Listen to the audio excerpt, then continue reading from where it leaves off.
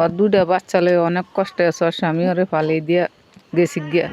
ওই পলিটিন মলিটিন দিয়া তো পাকঘরের মধ্যে থাই বৃষ্টি হয় বাদল হয় ওর ঘরও পানি পড়ে। আর দুইটা বাচ্চা আছে, আর স্বামী আরে ফালাই থিয়ে গেছে, আর পাকঘরের ভিতরে থাকে। ওর জামাই ওরে রাইখা চলে গেছে, ওর কোনো খোঁজ খবর নেয় না।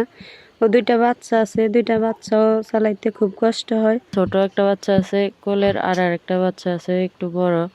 আমি ওই দুইটাকে নিয়ে এই পাকের ঘরের মধ্যে রাত্রেবেলা থাকি, আর আমার মারা এই জায়গায় থাকে। আর এই জায়গায় কাগজ দিচ্ছি, কাগজের ফুটা মুটা দিয়ে পানি পড়ে।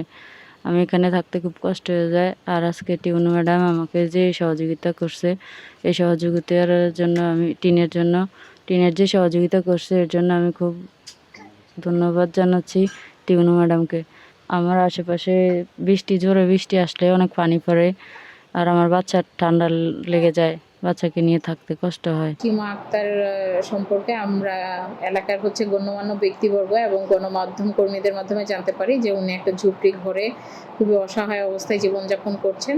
তো উপজেলা প্রশাসন রামগতি তার পাশে কিছুটা আর্থিক সহায়তা নিয়ে দাঁড়ানোর চেষ্টা করেছে। ভবিষ্যতে আমরা এই ধারা অব্যাহত রাখবো বলে প্রত্যাশা করছি।